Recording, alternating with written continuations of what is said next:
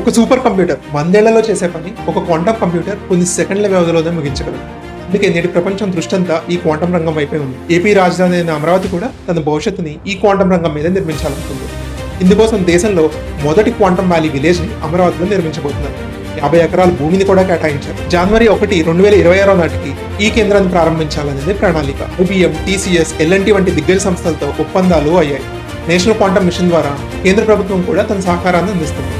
IBM ఈ పరిశోధన కేంద్రంలో తన ప్రతిష్టాత్మకమైన 156 క్యూబిట్ హారాన్ ప్రాసెసర్ తో పనిచేసే క్వాంటమ్ కంప్యూటర్ ని అమర్చబోతుంది. ఈ క్వాంటమ్ కంప్యూటర్ తో AI, deep tech, cyber security వంటి రంగాల్లో పరిశోధనలు జరగనుంది. ఇది ఒక పరిశోధనా కేంద్రంగానే కాకుండా విద్య, పరిశ్రమ, స్టార్టప్ల భాగస్వామ్యంతో ప్రపంచ స్థాయిలో క్వాంటమ్ ఆధారిత పరిష్కారాలను కనుగొనేందుకు ఒక గొప్ప వేదికగాను నిలవనుంది. ఈ క్వాంటమ్ వ్యాలీ ఖచ్చితంగా భవిష్యత్ టెక్నాలజీ రంగంలో ఏపీని అగ్రస్థానంలో నిలబెట్టేందుకు ఒక గొప్ప ముందడుగు అవుతుందనడంలో ఎలాంటి సందేహం లేదు.